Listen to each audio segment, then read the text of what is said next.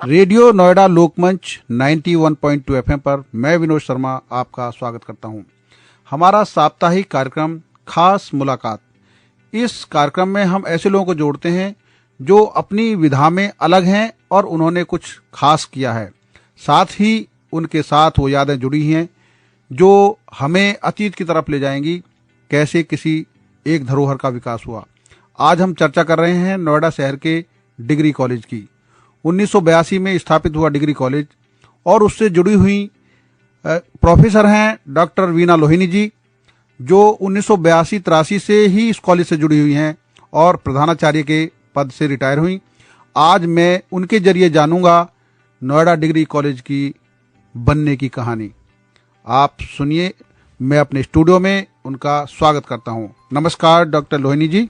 नमस्कार विनोद। आप ये बताइए कि किस तरीके से आप नोएडा डिग्री कॉलेज में शुरुआती दौर से जुड़े थे 1983 में। जी, मैं राजकीय महाविद्यालय स्नातकोत्तर जी महाविद्यालय की चर्चा करते ही बहुत भावविभोर हो जाती हूँ, क्योंकि जिस पौधे को नर्सरी मात्र 12 के वी ब्लॉक में एक नर्सरी स्कूल में रोपा गया था और आज विकसित और नोएडा की जनता को, नोएडा के विद्यार्थियों को अपना ज्ञान दे रहा है, तो उसकी कहानी बहुत ही रोचक है कि नोएडा को उस समय कोई भी नहीं जानता था। केवल ग्रामीण क्षेत्र के रूप में ही 1982 में ये विकसित के ग्रामीण क्षेत्र के रूप में ही था। लेकिन अचानक एक दिन जून के महीने में मैं ऐसे ही बैठे हुए अखबार पढ़ रही थी कि मेरी नजर पड़ी कि राजकीय महाविद्यालय नोएडा में खुल गया है और ग्रामीण छात्राओं को उसका लाभ होगा। और मैं स्वयं भी, क्योंकि गाजीपुर में उस समय पोस्टेड थी और इस मंथन में थी कि मैं किस तरह से दिल्ली के आसपास अपना किसी कॉलेज में अपना ट्रांसफर करा लूं, तो ये न्यूज सुनकर मैं इतनी खुश हुई कि नोएडा में राजकीय महाविद्यालय खुल गया। और तुरंत मैंने अपने हस्बैंड को बताया, तो हम दोनों उसी समय नोएडा की ओर अपनी कार में रवाना हो गए कि इतनी बड़ी खुशखबरी, दिल्ली के पास कॉलेज खुल रहा है, तो हम शीघ्र ही जाकर पता लगाते हैं। लेकिन 3-4 घंटे की मेहनत के बावजूद भी हम इस कार्य में सफल नहीं हो पाए कि हम नोएडा कॉलेज को ढूंढ पाए। अंत में 27 सेक्टर में एक छोटे से चाय की दुकान वाले ने कहा, यहाँ कॉलेज वॉलेज तो कुछ नहीं है, केवल डीपीएस नोएडा है, आप उनके प्राचार्य से मिल लीजिए। तो हम किसी आशा के साथ उनके पास गए। उन्होंने भी हमें यही कहा कि जहाँ इंटर कॉलेज नहीं है सरकारी, मैडम वहाँ आप डिग्री कॉलेज की कल्पना कैसे कर रही हैं, लगता है ये कोई झूठी खबर छप चुकी है। खैर, फिर भी हम हताश नहीं हुए और वापस आकर हम लोगों ने शिक्षा निदेशालय इलाहाबाद से संपर्क किया और लखनऊ शिक्षा विभाग से संपर्क किया। तो हमें जानकारी मिली कि नहीं, नोटिफिकेशन हो चुका है और ये बात सच है। इतनी आशा हमें, मतलब इस बात को सुनकर इतनी खुशी हुई कि ग्रामीण क्षेत्र में एक कॉलेज खुल रहा है, और उससे ज्यादा मैं भी इससे लाभान्वित होने जा रही थी, क्योंकि मैं दिल्ली से बहुत दूर, बनारस से दूर गाजीपुर में पोस्टेड थी राजकीय महिला स्नातकोत्तर महाविद्यालय में। तो मुझे भी एक आशा हुई कि अब मैं भी दिल्ली में आ जाऊंगी, दिल्ली के आसपास आ जाऊंगी, क्योंकि मेरे पति केंद्र सरकार में उद्योग मंत्रालय में एक अधिकारी के रूप में कार्यरत थे और मैं उत्तर प्रदेश शासन के अंतर्गत इतनी दूर गाजीपुर में। इस तरह से जब हमें पता चल गया कि ये बात सच है, तो हम 3-4 दिन में पुनः नोएडा जाने लगे और हमें पता चला कि 4 प्रोफेसर जो है वो शीघ्र ही ट्रांसफर होकर आ रहे हैं। और 8-10 दिन बाद वो प्रोफेसर आ गए थे। उनमें doctor Jatashankar Mishra vice principal के तौर पर, जो कि अर्थशास्त्र विभाग के थे, और अंग्रेजी के प्रोफेसर एस.एन. मिश्रा, कॉमर्स के प्रोफेसर मोहम्मद हासिम, इतिहास के डॉक्टर विजय शंकर श्रीवास्तव और हिंदी में डॉक्टर नंदलाल चतुर्वेदी, जो कि उस समय नोएडा अथॉरिटी के एक गेस्ट हाउस, जो कि आज वर्तमान डीएम कोठी है, उस समय वो गेस्ट हाउस हुआ तक करता था, उसके एक हॉल में वो लोग सब रह रहे थे और ये चिंतन करते थे कि किस तरह से अब कॉलेज को स्टार्ट किया जाए। बार बार वो लोग संपर्क कर रहे थे नोएडा अथॉरिटी से, और नोएडा अथॉरिटी ने उन्हें सेक्टर 12 में वी ब्लॉक में एक नर्सरी स्कूल दे दिया और वहां से फिर उन्होंने अपना कार्य शुरू किया। अगस्त महीने तक केवल 20 विद्यार्थियों का ही हमें पता चला कि 20 विद्यार्थियों ने ही आवेदन किया है जी। जिनका चयन 28 स्क्रूटनी के द्वारा 28 तक रिजल्ट आउट होना था और इस तरह से 5 विद्यार्थियों का चयन हुआ और 1 सितंबर 1982 से महाविद्यालय में कक्षाएं शुरू हो गई।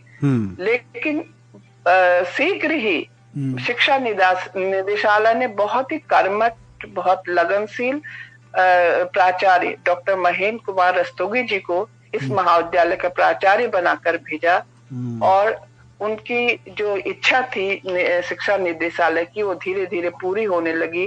2-3 महीने में ही उन्होंने अथॉरिटी से निरंतर संपर्क करके सेक्टर 19 के प्राइमरी स्कूल में अपने इस स्कूल को स्थानांतरित कर दिया और साथ ही अपने स्टाफ कर्मचारियों के लिए सेक्टर 15, 19 और 22 में मकान भी ले लिए, 11 मकान ले लिए ताकि उनका स्टाफ अपने परिवार के सहित वहां आएगा तो मन लगाकर विद्यालय का कार्य कर सके। जी जी। धीरे धीरे न केवल उन्होंने ये कार्य किया बल्कि तुरंत उन्होंने महाविद्यालय के भवन के लिए सेक्टर 39 में 15 एकड़ भूमि निशुल्क आवंटित भी करा ली।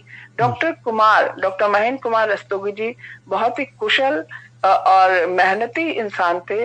उन्होंने धीरे धीरे बाकी जो 7 विषयों में जो और कला संकाय में जो महाविद्यालय का प्रारंभ हुआ तो उन्होंने शिक्षा निदेशालय से कहकर बाकी स्टाफ को भी स्थानांतरित करा लिया और धीरे धीरे समाज शास्त्र में डॉक्टर मीनाक्षी शर्मा और संस्कृत में प्रोफेसर लता उप्रेती और कॉमर्स में प्रोफेसर ओपी सक्सेना ने भी ज्वाइन कर लिया। इस तरह से स्टाफ बढ़ने से सभी स्टाफ में आपस में बड़े मेल जुल के साथ ये लोग रहते थे और हमेशा इस बात का उन्हें फक्र रहता था कि हमें शिक्षा निदेशालय ने इस नोएडा के कॉलेज को आगे बढ़ाने के लिए भेजा है तो हमें ये प्रूफ करना है।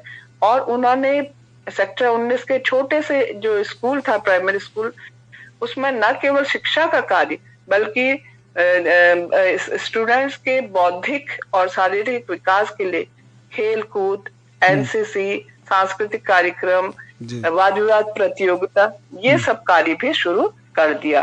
तो इस प्रकार से ये जो एक छोटा पौधा था वो धीरे धीरे पनपने लगा और अपनी वृद्धि तेजी से करने लगा। इस तरह से हम देखते हैं कि फिर ये सोचा गया कि महाविद्यालय में ग्रेजुएशन क्लासेस तो हो ही रही, एक इत्तेफाक था कि मैं एक बार नोएडा मोड़ में सुबह 9:15 बजे के पास हमेशा रहती थी क्योंकि मैं वहां से गाजियाबाद दादरी वाली बस पकड़ के सेक्टर 19 तक आती थी और वहां से पैदल चलते अंदर टेलीफोन एक्सचेंज के पीछे जो हमारा कॉलेज था वहां आती थी। वहां पर मुझे अपने कुछ पूर्व छात्राएं दिखाई दी जिन्होंने मुझे आकर घेर लिया कि मैडम आप कैसे खड़ी हैं। मैंने कहा मैं तो रोज ही बस पकड़ती हूँ। तो कहने लगी मैडम हम भी रोज ही बस पकड़ते हैं क्योंकि हम सुबह 5 बजे उठ के गाजियाबाद एमए करने जाते हैं, पीजी क्लासेस वहाँ मॉर्निंग सेशन में होता है। तो मैं अंदर तक बहुत अभिभूत हो गई कि ये छात्राएं अंधेरे में, खासतौर पर नवंबर दिसंबर के महीने में ये 5 बजे उठकर छात्राएं कैसे इतनी दूर तक पैदल आती होंगी जहाँ से बस मिलती होगी, फिर गाजियाबाद जाकर, और ये 9:30 बजे मेरे साथ ही क्लासेस करके लौट रही है। तो उस समय डॉक्टर आर.के. बसलर प्रिंसिपल हुआ करते थे। मैंने कॉलेज जाते ही उनसे ये बात कही कि मैंने कहा सर मैं आज अपने छात्राओं से मिली लेकिन मुझे अंदर तक बड़ा अजीब सी फीलिंग हुई कि छात्राएं इतनी असुरक्षित वातावरण में सुबह 5 बजे से उठ के गाजियाबाद जा रही हैं केवल पीजी करने, केवल एमए की क्लासेस पढ़ने जा रही हैं। तो अगर हमारे कॉलेज में ही ये सुविधा हो जाए तो इन विद्यार्थियों को या इन बच्चों को कितना फायदा होगा। तो वो बोले कि मैडम लोहनी अगर आप तैयार हैं आप लोग को लगता है कि यहाँ पीजी कॉलेज खुल जाना चाहिए, तो हम लोगों को प्रयास करना चाहिए। मैंने कहा सर मैं बिल्कुल तैयार हूँ, मैं, और अगर आपका सहयोग मिला मुझे या आप का आगे के प्रदर्शन मिला, तो मैं इसके लिए किसी भी कीमत में कार्य करने के लिए तैयार हूँ। तो उन्होंने कहा आप प्रस्ताव बनाइए और साथ में एमकॉम का भी बनाइए, क्योंकि 2 उसमें ठीक रहेगा प्रशासन को भेजने के लिए। तो मैंने तुरंत उसी दिन प्रस्ताव बनाया, डॉक्टर जैन ने कॉमर्स की ओर से और मैंने अपनी ओर से, और हम लोगों ने प्रिंसिपल साहब को दिखाया, उन्होंने थोड़ा बहुत उसमें सुधार किया। और उन्होंने मुझसे ये भी कहा कि मैडम ऐसा है, इस तरह के प्रस्ताव तो शिक्षा निदेशालय में आते रहते हैं, जब तक परस्यू नहीं होगा तो ये कार्य इतना आसान नहीं है। मैंने कहा सर ऐसा है, जो डॉक्टर BML तिवारी उस समय शिक्षा निदेशक थे, वो मेरे जान पहचान के इस संदर्भ में है कि मैं नैनीताल जिस कॉलेज में पढ़ी हूँ DSB में, उन्होंने वहां पढ़ाया है, मेरे भाइयों को पढ़ाया है, क्योंकि वो साइंस के थे और मैंने इकोनॉमिक्स में MA किया था। लेकिन मेरे घर में आना जाना होने से मैं उनसे फोन पर बात करूंगी। और ये मेरा सौभाग्य रहा कि मैंने डॉक्टर तिवारी जी को फोन किया और उन्होंने भी यह कहा कि मैडम बहुत आसान नहीं है, लेकिन आप क्योंकि इतनी उत्साहित हो रही हैं, तो मैं इसमें जरूर विचार करूंगा और लखनऊ शिक्षा विभाग से मैं इस संदर्भ में बात करूंगा, क्योंकि ग्रामीण क्षेत्र की छात्राओं का और बच्चों का है, तो शायद वो भी जल्दी इस कार्य के लिए एग्री हो जाए।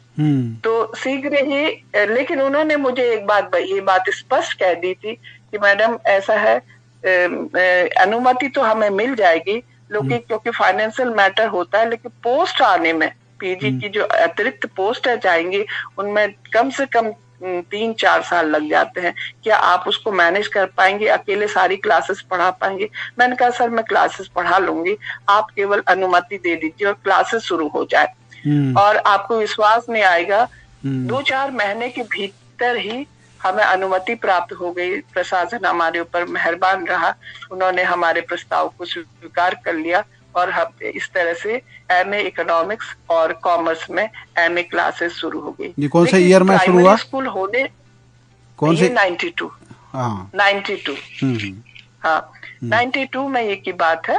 और क्योंकि प्राइमरी स्कूल था, आपने भी उसमें पढ़ा था, केवल कम क्लासेस होती थी उसमें, तो ये था कि अब क्लासेस लें कहाँ पीजी की। तो हम नोएडा अथॉरिटी में, मैं पर्सनली, हम दोनों जैन साहब और मैं गए और वहां हम अधिकारियों से मिले, हमने अपनी बात रखी और वो भी इतने मेहरबान थे हमारे ऊपर कॉलेज की प्रोग्रेस को देखकर।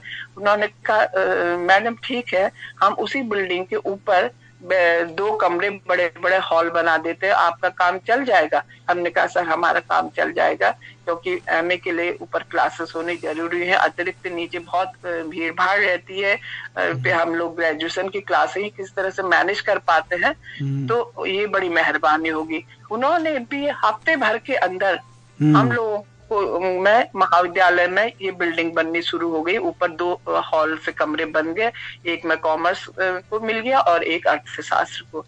तो इस तरह से मैं 5 क्लासेस लेती थी, क्योंकि उस समय ग्रेजुएशन 2 साल का होता था। 2 क्लासेस में BA1 BA2 के अतिरिक्त बाकी क्लासेस में MA के लेती थी। और इस तरह से 3-4 साल ये क्लासेस इस तरह से चलती रही। कॉमर्स में क्योंकि ज्यादा पेपर्स थे, इसलिए डॉक्टर जैन साहब के साथ और भी सहयोग, डॉक्टर हासिम थे, डॉक्टर जैन साहब थे और धीरे धीरे डॉक्टर सुवर्ण सिंह जी भी आ गए थे। लेकिन इकोनॉमिक्स में मैं अकेले होने के कारण कार्य का भार ज्यादा था, लेकिन मेरे मन में ये संतोष था कि इस काम को तो पूरा होना ही है। और इसमें ये भी शर्त थी कि रिजल्ट अच्छा से अच्छा होना चाहिए, नहीं तो ये MA क्लासेस समाप्त हो जाएंगी।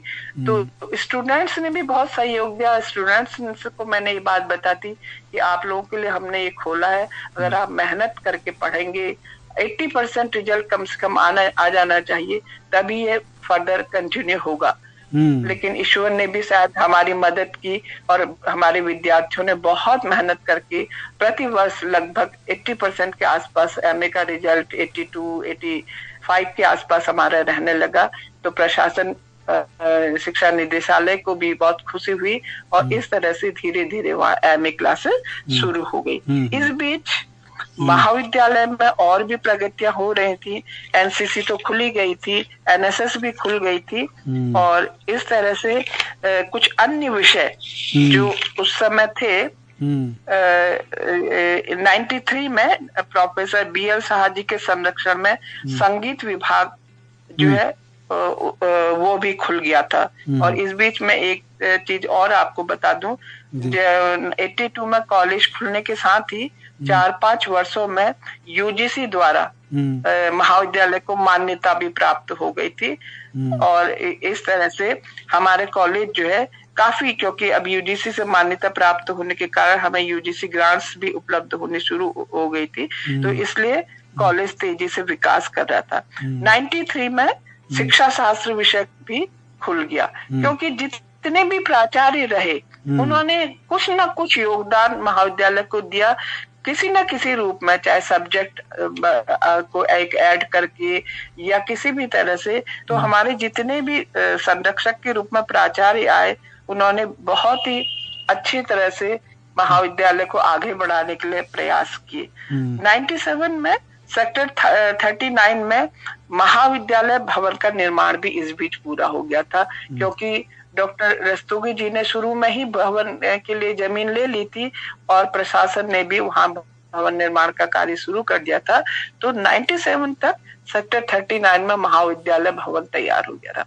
लेकिन समस्या ये थी कि वो इतनी दूर था, सेक्टर 39 इतनी दूर, हम लोग किसी तरह वहां देखने गए, लगा कि स्टूडेंट्स कैसे आएंगे, स्टाफ कैसे आएगा। तो एक आध साल इस बीच मंथन चलता रहा कि किस तरह से स्टूडेंट्स वहां पहुंचेंगे, क्योंकि छात्राओं की सुरक्षा का भी सवाल था। छात्रा इतनी दूर अगर पैदल आएंगी तो उनके साथ कोई घटना न घट जाए। काफी मंथन के बाद फिर धीरे धीरे ये हुआ कि क्योंकि अब इस कॉलेज में पीजी भी खुल गया है, बहुत गतिविधियां भी कई तरह की बढ़ गई है, तो ये हुआ कि एक बार वहां शिफ्ट हो जाते हैं, फिर जो भी उपलब्धता होगी, जिस तरह की भी साधनों की उपलब्धता होगी, उस हिसाब से फिर छात्र छात्राओं के हिसाब से हम लोग कार्य करेंगे। और इस तरह से 97 में उस समय की जो प्राचार्य, कार्यवाहक प्राचार्य डॉक्टर रमा सहारिया थे, उनके संरक्षण में हम लोगों ने कॉलेज को सेक्टर 39 में शिफ्ट कर दिया। और अपने मतलब एक बड़े विशाल भवन में आने की जो खुशी होती है वो हमें बहुत अधिक हुई। इतने अधिक रूम्स थे, बड़ा हॉल था और प्रशासन ने काफी अच्छी तरह से भवन को बनाया हुआ था, बड़ा सा क्रीड़ा आंगन था। तो स्टूडेंट्स भी बहुत खुश थे और हम लोग भी बहुत खुश थे। और उस समय के जो तत्कालीन शिक्षा मंत्री थे नरेंद्र कुमार गौड़ जी, उनके कर कमलों द्वारा ये उद्घाटन कार्य संपन्न हुआ। लेकिन ये बात जो हम सोच रहे थे वो हुई। आने जाने की इतनी गंभीर समस्या थी कि सेक्टर 27 चौराहे तक कोई भी साधन नहीं था, न रिक्शा था, न ऑटो थे। छात्राएं भी पैदल आती थी और प्रवक्ता, हम सब लोग भी पैदल आते थे। लेकिन कुछ एक साल तक घटनाएं भी घटी, छात्राओं की भी चेन झपटा हुई और हम लोग प्रवक्ताओं में से भी 2-3 लोगों के साथ ये घटना हुई। लेकिन हम लोगों ने छात्राओं से यही कहा था कि अपने गांव के जो बॉयज हैं उनके साथ आप लोग वहां तक जाया कीजिए। और इसी तरह हम लोग भी ग्रुप में आते थे और ग्रुप में ही जाते थे, कोई भी महिला प्रवक्ता अकेले नहीं जाती थी। लेकिन एक साल होते होते ये सारी समस्या धीरे धीरे समाप्त होने लगी, जब ऑटो और इन सबको लगा कि यहाँ गर्ल्स आती है, तो उन्होंने भी इकट्ठा 5-5, 6-6 स्टूडेंट्स को लाना ले जाना शुरू कर दिया। तो धीरे धीरे ये आवागमन की समस्या भी हमारी धीरे धीरे दूर हो गई। इसी तरह से कॉलेज में न केवल शिक्षा बल्कि अन्य क्षेत्रों में भी जो है गतिविधियां बहुत तेजी से बढ़ रही थी। कॉलेज में रोवर रेंजर्स और एनसीसी का तो काफी तेजी से विकास डॉक्टर श्रीवास्तव जी के अंडर में हुआ। साथ ही रोवर रेंजर्स का भी बहुत तेजी से विकास हुआ। और डॉक्टर जीके सिन्हा के समय में महाविद्यालय में मेरे निर्देशन में, क्योंकि मैं रोवर रेंजर्स की इंचार्ज थी, यूनिवर्सिटी लेवल का कैंप लगा, जिसमें महाविद्यालय विश्वविद्यालय की 15 टीमों ने भाग लिया और बहुत ही अच्छे कार्यक्रम महाविद्यालय में हुए उस दौरान, कैंप के दौरान, कि इसकी जो तारीफ थी वो काफी लोगों ने की। जो स्टाफ, जो टीमों के स्टाफ आए थे, उन्होंने भोजन, रहने इत्यादि की इतनी तारीफ की। उन्होंने कहा कि मैडम, इस तरह के कैंप बहुत कम लोगों में लगते हैं, आपने बहुत ही प्रयास करके हमें सभी प्रकार की सुविधाएं दी और स्टूडेंट के साथ कोई भेदभाव नहीं किया। जो भी स्टूडेंट्स के विभिन्न प्रतियोगिताओं में भाग लेता था, हम बिल्कुल बिना भेदभाव के, पक्षपात के उनका रिजल्ट आउट करते थे। तो सारी टीमें बहुत खुश होकर वापस लौटी थी। फिर धीरे धीरे जब पीजी क्लासेस शुरू होने लगे और स्टूडेंट्स काफी, ग्रामीण छात्राएं भी काफी पढ़ने के लिए इच्छुक होने लगी, तो फिर सोचा गया कि शोध केंद्र भी खोल लिया जाए। और इस प्रकार से हम लोगों ने यूनिवर्सिटी में अप्लाई करके और वाइस चांसलर से मिलकर बार बार जाकर बातें करके हम लोगों ने अर्थशास्त्र और वाणिज्य विभाग में शोध केंद्र भी खोल लिए। और मेरे अंडर में 7 स्टूडेंट्स ने पीएचडी की और इसी तरह कॉमर्स में भी जो है डॉक्टर जैन के अंडर में स्टूडेंट्स ने शोध कार्य पूरा किया। और जो महाविद्यालय जो सर्वप्रथम जो शोध उपाधि प्राप्त करने वाले कुछ छात्र हैं, उनका नाम मैं आपको बताती हूँ। अर्थशास्त्र में डॉक्टर भावना भटनागर, वाणिज्य में डॉक्टर पवन कुमार गुप्ता, अंग्रेजी में डॉक्टर जीआर सिंह और वनस्पति विज्ञान में डॉक्टर रेणु जेसी ने, ये हमारे महाविद्यालय के सर्वप्रथम शोध छात्र रहे जिन्हें पीएचडी प्राप्त हुई। इसके अतिरिक्त महाविद्यालय की प्रोग्रेस को देखकर डॉक्टर शर्मा जब प्रिंसिपल बने थे, उन्होंने एनएसएस की 2 अतिरिक्त इकाइयों की मांग की और जिन्हें शीघ्र ही पूरा कर दिया गया। और पहले 1 इकाई थी, इसके अतिरिक्त 2 नई एनएसएस की इकाइयां भी कॉलेज को मिली। और महाविद्यालय में नवीनतम जानकारी देने के लिए 2012 में जब मैं प्रिंसिपल थी वहां, तो उस समय ये था कि अब नवीनतम गूगल का जमाना है, इंटरनेट का जमाना है। अब हमारे विद्यार्थी इतने सक्षम हो गए हैं, पढ़ लिख के खुद पुस्तकालय में जाकर पढ़ रहे हैं, ये है। देखिए, हमें लगा कि टेक्नोलॉजी के क्षेत्र में भी वो आगे बढ़े, तो यूजीसी ग्रांट के लिए अप्लाई किया गया और हमें यूजीसी ग्रांट, हाँ, उनके नाम मैंने दे दिए थे। अच्छा, इस बीच में थोड़ा सा एक चीज और मैं बता कि 2007 में, मैं ये कह रही हूँ कि ये 2012 से पहले की मैं कुछ 2007 की उपलब्धियां हैं, वो ये है कि 2007 में जबकि इस महाविद्यालय को 25 वर्ष हो गए थे, तो रजत जयंती के अवसर पर हम लोगों ने सेमिनार भी शुरू किए।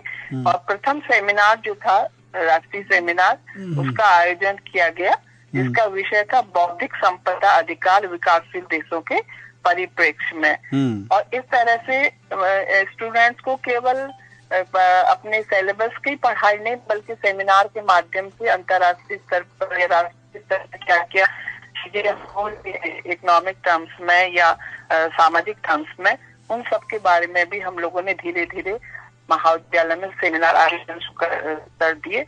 इसी तरह से हमने 2015 में भी राष्ट्रीय सेमिनार किया था, उच्च शिक्षा परिदृश्य 2015 के संदर्भ में। तो महाविद्यालय जो है उसको आगे बढ़ाने में न हम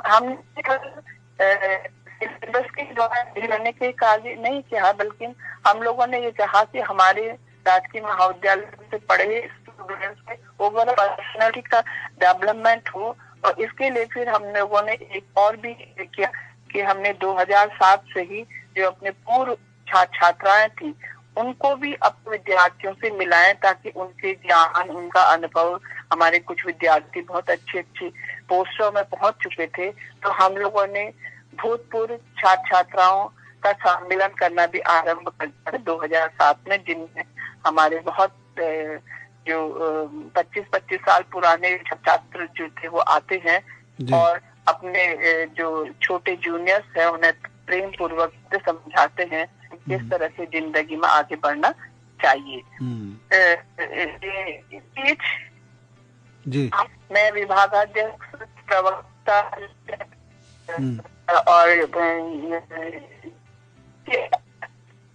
और मैं प्राचार्य के रूप में भी रही हूँ।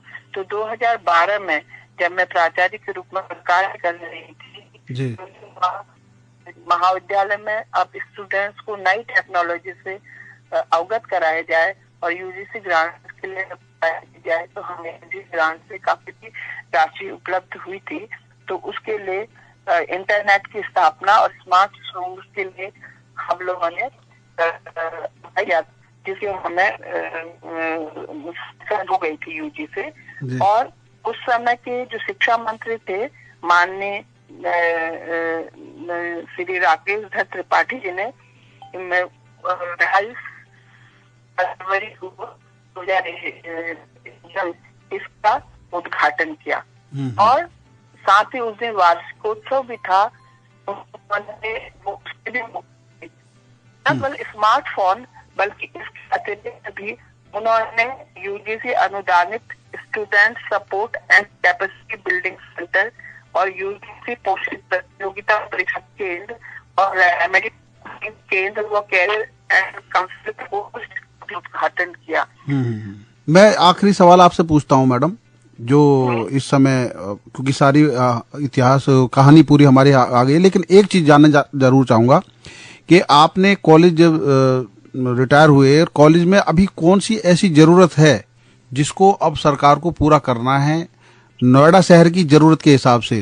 क्योंकि कॉलेज की बिल्डिंग भी बन गई, सब कुछ है, अध्यापक भी हैं, मतलब प्रोफेसर भी हैं, तो कौन से ऐसे सुझाव? वैसे रिटायरमेंट के बाद भी अभी मैं बराबर कॉलेज से जुड़ी रहती हूँ। कॉलेज ने काफी विकास किया। अब तो कॉलेज में बहुत बड़ी लाइब्रेरी आ गई और क्लासरूम भी एक अतिरिक्त भवन बन गया जहाँ अच्छी क्लासेस बन गई हैं। तो मुझे बड़ी खुशी होती है और कॉलेज राइज कर रहा है। लेकिन अभी भी कॉलेज में मैं सोचती हूँ कि अगर कॉलेज में एक हॉस्टल हो जाए, छात्राएं जो बहुत दूर दूर से आती हैं, जिन्हें ये शायद शिक्षा का पेरेंट्स इतनी दूर भेजने के लिए तैयार नहीं होते हैं गांवों से या दूर दूर से, तो एक अब मुझे लगता है कि महाविद्यालय में बॉयज हॉस्टल, गर्ल्स हॉस्टल एक यूनिवर्सिटी के तौर में मैं उसे देखना चाहती हूँ, क्योंकि वो इतना बड़ वृक्ष की तरह फैल तो गया है और गौतम बुद्ध नगर अपने आप में इतना बड़ा एक वो है, जनपद है कि जिसमें एक अपने आप में एक छोटी यूनिवर्सिटी के रूप में अगर वो विकसित हो तो उसका प्रोग्रेस और उसका विकास और तेजी से होगा। तो हम पहले भी इस चीज को सोचते थे कि खासतौर पर जो छात्राएं हैं उनकी संख्या उतनी नहीं बढ़ती थी जितनी तेजी से बॉयज की बढ़ रही थी। तो ये लगता है कि अगर जो ऐसी छात्राएं हैं जो बहुत दूर हैं, पढ़ना चाहती हैं और उसके बावजूद आ नहीं पा रही हैं, तो क्योंकि आजकल जिस तरह का माहौल है सुरक्षा के दृष्टिकोण से पेरेंट्स भेजना नहीं चाहेंगे ऐसे माहौल में इतनी दूर से अकेले। कई बार जाड़ों के दिनों में नवंबर में 5-6 बजे अंधेरा होने लगता है। तो ऐसे विद्यार्थियों के लिए अगर महाविद्यालय में हॉस्टल बन जाए, स्पेशली पहले गर्ल्स हॉस्टल बन जाए, तो मैं सोचती हूँ कि विद्यार्थियों को काफी लाभ होगा। बहुत बढ़िया बात है। एक लास्ट एक क्वेश्चन और है आखिरी, कि जो जरूरत है, जिस तरीके से ट्रेडिशनल शिक्षा चल रही थी, अभी शिक्षा का नई नीति आई है और नई नीति के तहत जो रोजगार परक शिक्षा है उसके बहुत सारे कोर्स इस कॉलेज में नहीं है। क्या आप चाहेंगे कि उस तरह के कोर्स भी यहाँ शुरू हों? देखिए, वैसे मैं बताऊं, मैं शायद इस पर मैं थोड़ा भूल गई थी कि हमारे वहाँ राजश्री टंडन यूनिवर्सिटी का भी केंद्र है और इंदिरा गांधी मुक्त विश्वविद्यालय का भी केंद्र यहाँ कॉलेज में कई सालों से चल रहा है, जिसमें इस तरह के कोर्स हैं। लेकिन हाँ, मैं एक चीज जरूर जोड़ दूंगी कि बीइंग इकोनॉमिक्स की प्रोफेसर होने के कारण मुझे लगता है कि कॉलेज में, क्योंकि आसपास एग्रीकल्चर का वातावरण है, तो एग्रीकल्चर बेस्ड यूनिवर्सिटी में ही ये जरूरी होना चाहिए कि एक या दो पेपर एग्रीकल्चर बेस्ड होने चाहिए, ताकि जो यहाँ के स्टूडेंट जो गांव के परिवेश से आते हैं, जो बहुत कुशल हैं, एग्रीकल्चर करने में, लेकिन प्रॉपर उन्हें किस तरह से इस चीज में आगे बढ़ना है, किस तरह से वो विपणन कार्य करेंगे, किस तरह से मार्केटिंग करेंगे। अगर इस तरह का पेपर कम से कम पेपर के रूप में ही यहाँ हो, कोर्स के रूप में हो, तो उन लोगों को ज्यादा फायदा होगा, क्योंकि वो खुद एग्रीकल्चर बेस्ड इकोनॉमी से आते हैं। और लेकिन उन्हें हुनर के साथ साथ अगर थोड़ी गाइडेंस भी मिल जाएगी कि वो मार्केटिंग में सेल कैसे करें, विज्ञापन किस तरह से थोड़ा सा करें, तो मेरे ख्याल में बच्चों को रोजगार के रूप में ये भी बहुत सहायक होगा। और साथ में अगर कॉम्पिटिटिव एग्जाम्स के रूप में भी थोड़े बच्चों के लिए कुछ इस तरह की सुविधाएं हो, तो वो भी स्टूडेंट्स को काफी रोजगार दिलाने में फायदा होगी। आपने रेडियो नोएडा लोकमंच 91.2 एफएम पर समय दिया और आपने नोएडा डिग्री कॉलेज के शुरुआती दौर से लेकर अब तक की तरक्की की कहानी सुनाई। इसके लिए आपका बहुत बहुत धन्यवाद डॉक्टर वीना लोहिनी जी। धन्यवाद। धन्यवाद। नमस्कार। नमस्कार।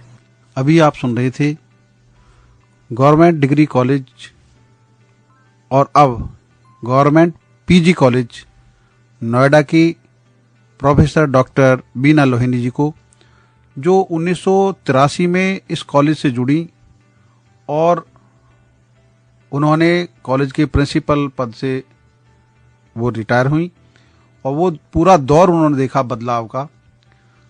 तो ये नोएडा के पीजी कॉलेज की कहानी आपने उनसे सुनी। आपको ये कहानी जरूर पसंद आएगी। आप सुनते रहिए रेडियो नोएडा लोकमंच 91.2 एफएम, आपकी अपनी आवाज। धन्यवाद।